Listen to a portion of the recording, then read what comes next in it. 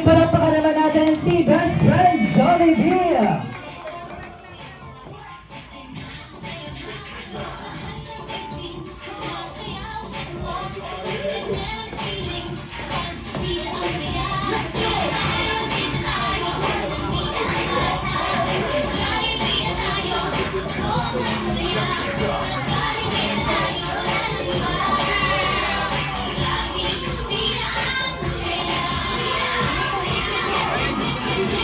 Alright, sa Jollibee, bida ang saya. Palakpakan naman natin si Best Friend Jollibee.